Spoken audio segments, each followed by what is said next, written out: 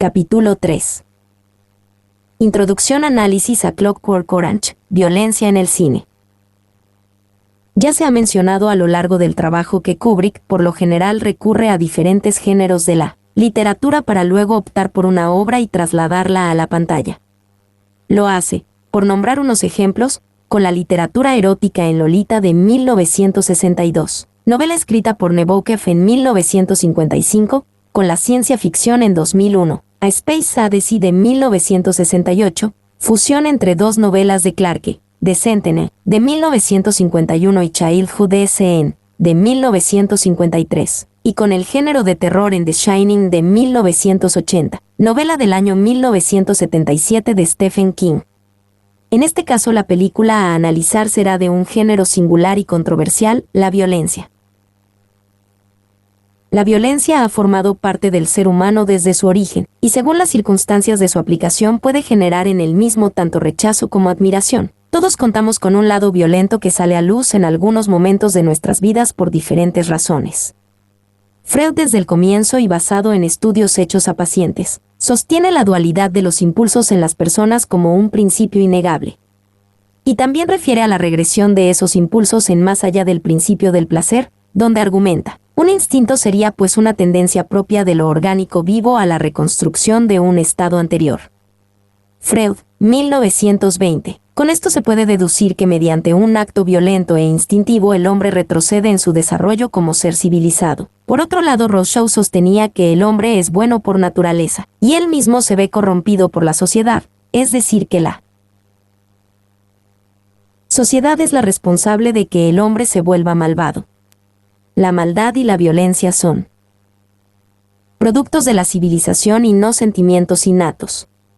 Walter Benjamin, por su parte, señalaba en su ensayo para una crítica de la violencia que la misma se da únicamente cuando incide sobre las relaciones morales. La esfera de tales relaciones morales es definida por los conceptos de derecho y justicia. La violencia en el cine no es más que el reflejo de estos comportamientos humanos. El cine y la violencia siempre han estado vinculados, pues desde un principio la cinematografía ha representado a la violencia en sus pantallas. En un comienzo, las situaciones violentas en la pantalla se reducían a mostrar y dar a conocer acontecimientos históricos, más precisamente de carácter bélico, sucesos sociológicos, ideológicos o similares. D.W. Griffith, en su cinta The Birth of a Nation 1915, hace, en cierta forma, recapacitar acerca de la cuestión con los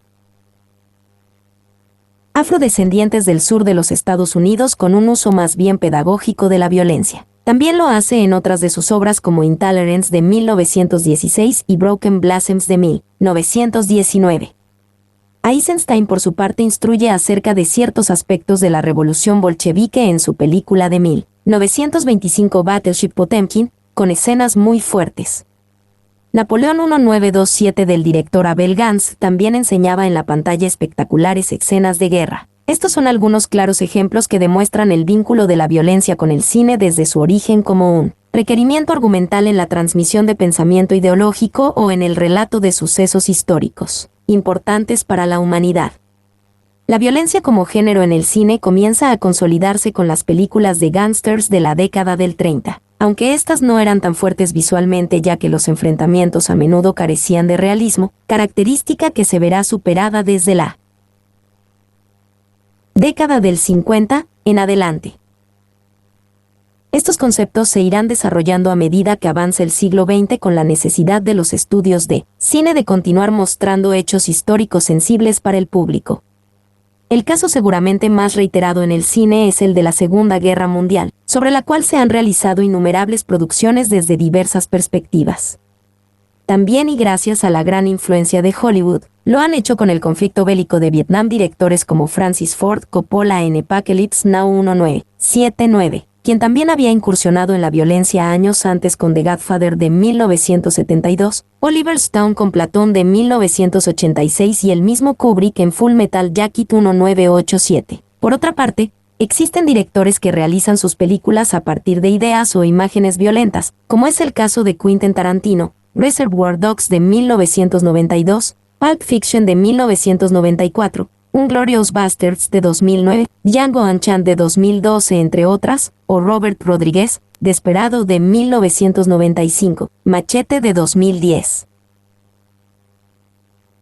Y más, quienes utilizan el recurso por momentos en forma tan explícita y exagerada que termina adquiriendo un toque burlón, tragicómico o satírico. Muchas veces la violencia en el cine no se presenta de manera tan evidente, sino que lo hace de manera implícita, sin recurrir tanto al ámbito visual del espectador. Paths of Glory 1957 de Stanley Kubrick resulta un buen ejemplo de esto. Ya el espectador es consciente de que se trata de una película con ideas violentas aunque no sean mostradas, establece una asociación con lo que ve y escucha, lo imagina. Contrariamente y en otras circunstancias, la violencia como tema de reflexión cuenta con un lado netamente visual, como en A Clockwork Orange, película a analizar más adelante y que a pesar de por momentos ser excesivamente violenta, jamás deja de lado su cometido principal, contar con una intención didáctica y de análisis. Kubrick es sin dudas uno de los directores más referentes cuando de violencia en el cine se refiere, y este film que se analizará es prueba fidedigna de ello. Después de 2001, A Space Odyssey, Stanley Kubrick contaba con la idea de un proyecto para llevar a cabo una película sobre Napoleón Bonaparte. El proyecto estaba bastante avanzado, pero por cuestiones de presupuesto entre otros inconvenientes, el director se vio obligado a posponer el rodaje. Existe un completísimo libro que cuenta con 10 tomos llamado Stanley Kubrick S. Napoleón, The Greatest Movie Never Made 2009, conteniendo profundos análisis y representaciones de la época, tanto en vestuario, historias, guiones, mobiliario, decorados y escenografías que dan la clara idea de que el proyecto estaba muy cerca de hacerse realidad, y como de costumbre el director había hecho bastante más que investigar acerca del tema. Es evidente que mucho de este material fue utilizado en su película de época Barry Lyndon 1975. Luego de no concretar dicha cinta sobre Napoleón, el director se inclinó hacia Clockwork Orange. 111.11 Análisis A Clockwork Orange. Facetas de y arquitectura moderna y a violencia intrínseca del ser humano. La película A Clockwork Orange del año 1971 es una adaptación de la novela con el mismo nombre del escritor inglés Anthony Burgess, publicada en 1962. El libro cuenta un futuro algo confuso y problemático, poblado mayormente por bandas juveniles callejeras al estilo Teddy Boys, Mads y Rackers, tribus urbanas que se enfrentaban en lugares públicos ingleses en las décadas de los 50 y 60. Se trata de una realización muy polémica y controversial, que fue en su momento prohibida en algunos países de Europa como el Reino Unido y calificada en Estados Unidos como de alto contenido erótico. Bill Crown, Cahiers du Cinema, en el libro Maestros del Cine. Stanley Kubrick dice sobre el film: un Londres transportado a un futuro en que las creaciones del pop art de los años 60 se han convertido en muebles y artículos de moda producidos en serie. No obstante, ver la película solo como una simple sátira de la juventud sería engañarse respecto a la acogida del público, que hizo de ella un éxito internacional. A Clockwork Orange 1971 canalizaba el lado oscuro de los años 60, los Stones y no los Beatles, y, a pesar de todo, permanece como la expresión cinematográfica más estimulante del espíritu rebelde de la época. Crown. 2010, p. 53, fue nominada a 4 premios Oscar de la Academia: Mejor Película, Mejor Director, Mejor Guión Adaptado y Mejor Edición. Kubrick, al contar con un relato acabado, no tuvo que detenerse en desarrollar la narración, y por otro lado, en cuanto a la información técnica previa que necesitaría para llevar a cabo la producción, la misma estaba limitada básicamente a la psicología del comportamiento humano y a la terapia mediante los reflejos condicionados, reflejos que investigó el fisiólogo y neurólogo ruso Iván Pavlov, aquellos que tienen una respuesta natural e inconsciente a un estímulo determinado. Con respecto a los espacios y lugares de la ciudad de Londres seleccionados para el film, los mismos son de calidad visual atrapante. Estos varían y mutan según la trama de la película y los estados de ánimo de los protagonistas. Norman Kagan en su libro Stanley Kubrick comenta acerca de los escenarios escogidos. Con el fin de reducir en lo posible los costes de producción, también había que encontrar escenarios interesantes de arquitectura moderna. Para ello, Kubrick compró todos los ejemplares que, de 3 revistas de arquitectura, habían salido en los últimos 10 años. Kagan, 1976, p. 239. El argumento de la película se basa en un joven llamado Alexander Delarge, protagonista principal, que vive con sus padres, y que con sus 3 drogs o compinches, Georgie, Pete y Dim, viven la vida a su manera, el día a día con sus periódicas sesiones de ultraviolencia en los suburbios de Londres. Aunque este panorama cambiará radicalmente, especialmente para Alex, con el propósito de afirmar su liderazgo frente a su banda luego de un altercado, les brinda una violenta golpiza a los suyos. Esto causa que posteriormente sea objeto de una emboscada que terminará llevándolo a la cárcel.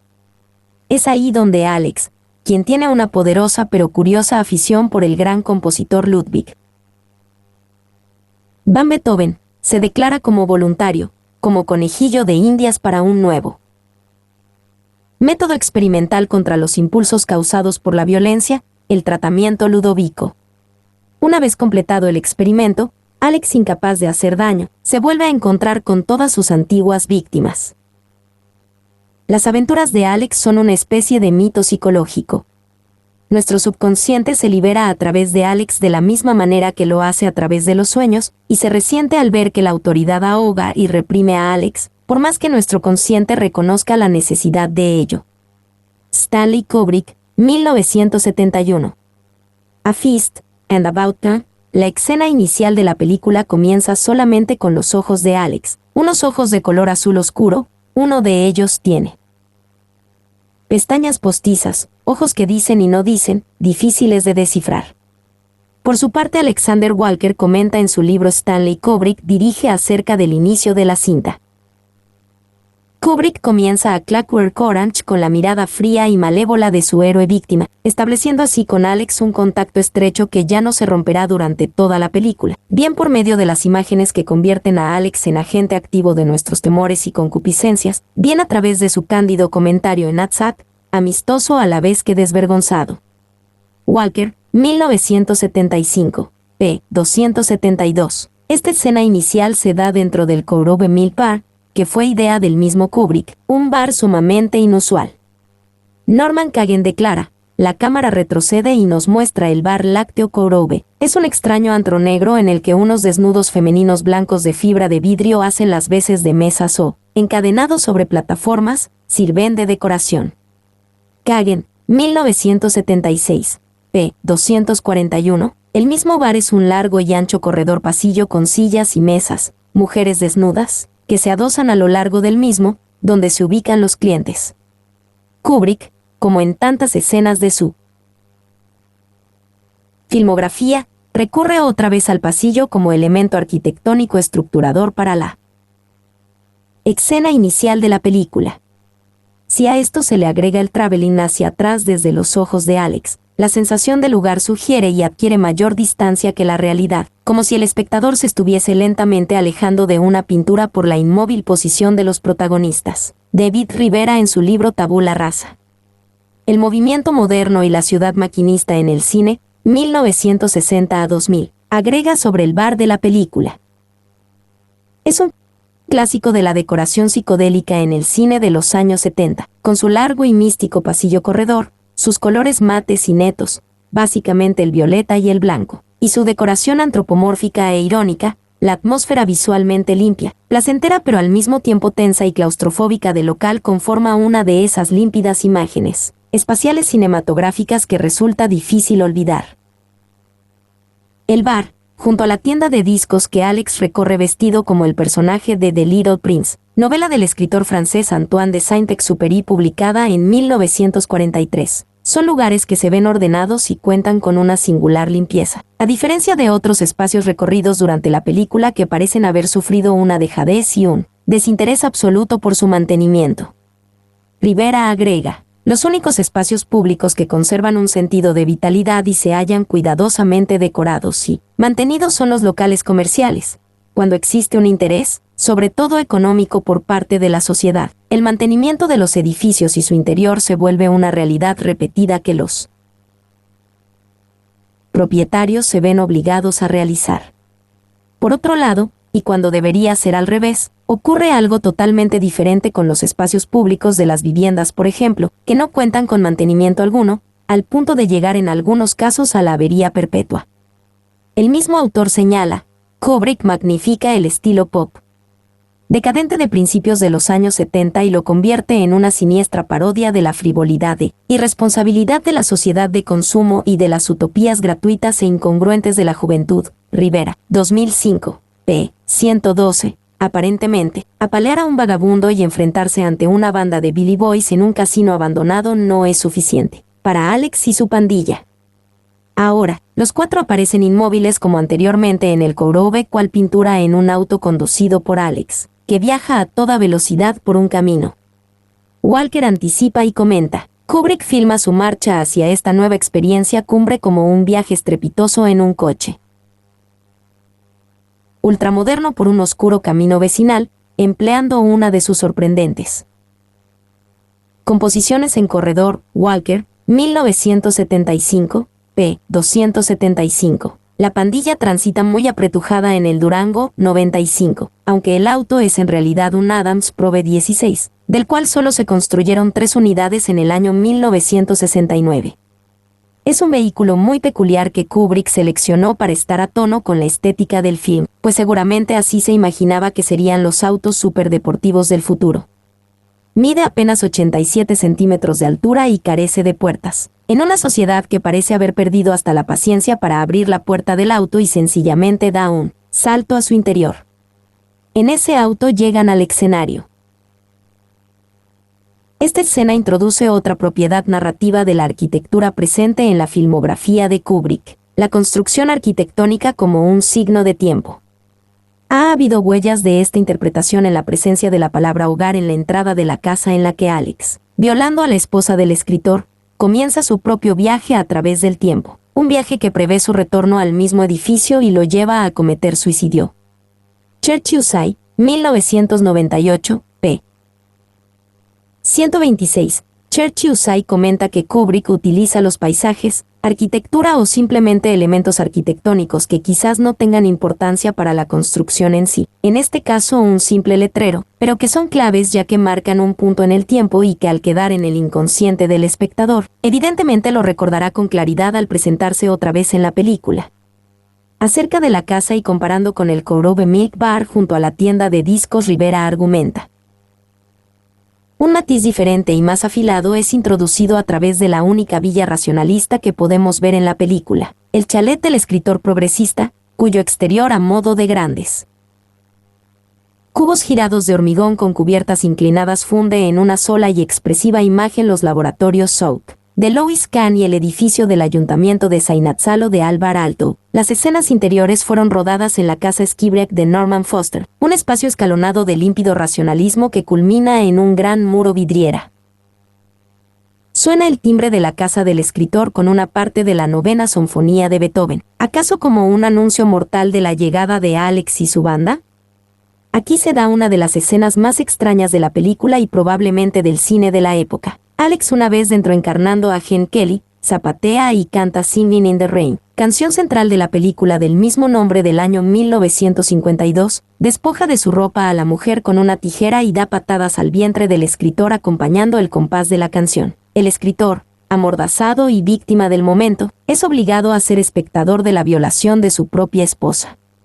Es una escena realmente muy violenta, aunque Kubrick la suaviza y le da un toque satírico o de comedia mediante el gesto técnico de hacer bailar, cantar al actor Malcolm McDowell, a la vez que golpea al escritor y desviste a la mujer.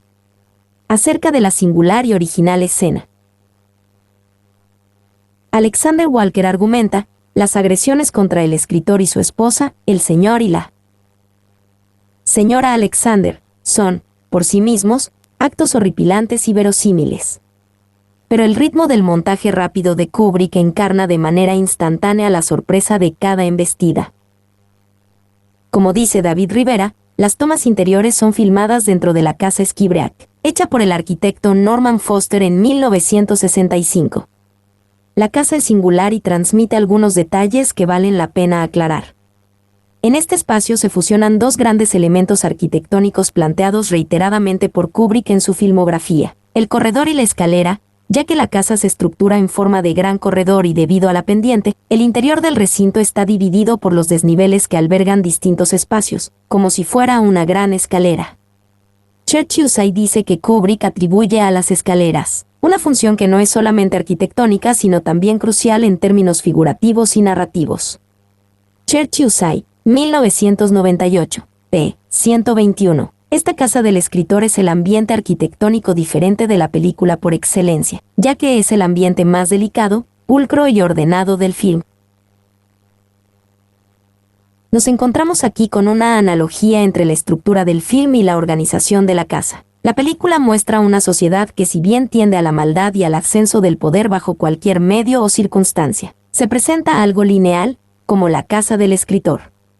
La casa, gracias al interior y su materialidad, se percibe como un lugar cálido y confortable. También la acústica en las escenas interiores complementa a mostrar que es un lugar pacífico. Aislado de los ruidos de la ciudad, adentrada en la naturaleza del sitio donde está implantada. Esta es una de las razones de por qué la escena de la irrupción al interior de la casa se acentúa, porque no solo están abusando de la mujer del escritor, sino que están violando la privacidad, tranquilidad y desde luego la intimidad de la pareja y de su hogar. Toda la acústica en la escena resalta los diferentes estados psicológicos de los protagonistas, ya que antes de que lleguen se muestra a la pareja en su entorno con un silencio y una tranquilidad extrema, la que se quiebra con la intromisión, el zapateo y el canto de Alex. De una atmósfera de tranquilidad predominante, se pasa al caos e impotencia del escritor. En un traveling nocturno característico y en otras escenas, se puede ver dónde viven Alex, su familia y sus drogs, un grupo de grandes bloques de hormigón ahogados en la basura acumulada en lugares públicos de descanso. Los bloques, grises y apagados, se asemejan a la cárcel que habitará Alex más adelante. Al respecto, Rivera dice, se trata de una red de grandes bloques desagregados, según la ortodoxia le Corbusieriana, conectados únicamente por una serie de vastas y desnudas plazas y walkways con acceso directo al río. Rivera, 2005, p. 117. Las plazas entre bloques están decoradas con grandes y altas jardineras prismáticas de hormigón, espacio asociado al movimiento moderno posterior a la Segunda Guerra Mundial, del cual Rivera acota. Diseñadas con paternalismo y buenas intenciones, estas plazas públicas no pueden erigirse en antídoto contra el desarraigo social, mal que le pese al tiempo. Y se encuentran, de forma harto realista y conocida, repletas de bolsas y trastos. La residencia del Arge es la casa del bloque municipal 18 a donde vive Alex con sus padres, su refugio y escondite durante el día. Este espacio es la más fiel representación de la película en cuanto al consumismo excesivo de la época, hasta rozar lo absurdo. Kubrick desalojó a la pareja que habitaba el apartamento e invirtió 5.000 libras en redecorarlo. Desde afuera, se trata de un edificio muy moderno y aséptico. En el hall vidriado y transparente de planta baja donde hay una escalera de hormigón volada pueden verse los muros, grafiteados con dibujos pornográficos y el ascensor destrozado. Como si las plazas descuidadas tierra de nadie del exterior se extendieran hasta los propios vestíbulos de los edificios y fuesen espacios recorridos únicamente por salvajes bandas juveniles que, como dice Rivera, no preocupan a nadie de puertas para afuera. Rivera, 2005. El interior del apartamento es excesivamente colorido, de un mal gusto guiado por un consumismo estrafalario y sin sentido. El apartamento de ficción es presentado por el director de producción de Kubrick, John Barry, como un híbrido pop y psicodélico de un hogar vulgar de clase media-baja, con una sala de estar grotesca que ostenta una decoración diferente en cada pared, que según David Rivera hubiese dejado mudo a William Morris. Los extravagantes ambientes de la casa chocan con la estética particular seleccionada para el dormitorio de Alex. El dormitorio combina una serie de elementos decorativos de una refinada estética, que sobresalen gracias al contraste de las paredes blancas. Como verdadero amante de la música, Alex cuenta al pie de la cama con un mueble que va de lado a lado repleto de discos y con un equipo de sonido, dotado de una pared de parlantes. También pueden verse una máquina de escribir Valentín roja de época, algunos pósters pornográficos y otros de Beethoven, por supuesto. Es, sin duda, el ambiente visualmente más limpio y acogedor de la casa. Respecto al apartamento de Large, Paolo Cerchi Usai agrega: pintado de colores estridentes alternando con desagradables empapelados. La disposición de las habitaciones es convencional, un corredor que conecta habitaciones de similares dimensiones, distinguibles únicamente una de la otra gracias a un retrato de Beethoven o a un puñado de flores artificiales. La decoración es de un cursi estilo moderno internacional, cuya máxima expresión se encuentra en los retratos de Living con un estilo de tal similitud con el dormitorio de Halloran en The Shining, que parecería ser su imagen en un espejo. Luego de que los tres Drogs le proponen a Alex un gran golpe a una quinta de reposo con la intención de que sea capturado por la policía, Kubrick filmó esta escena en una auténtica casa de reposo en las afueras de Londres. Alex es efectivamente capturado y condenado a cumplir 14 años en prisión.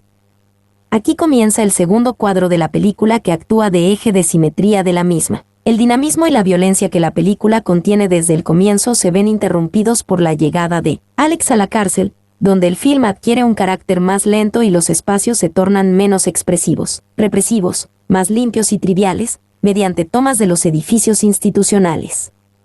Rivera, refiriéndose a estos edificios, señala: la cárcel, el reformatorio y el hospital, con sus estancias secretas y diáfanas, y su equipamiento mínimo y suficiente, integran tipologías invariables definidas de una vez para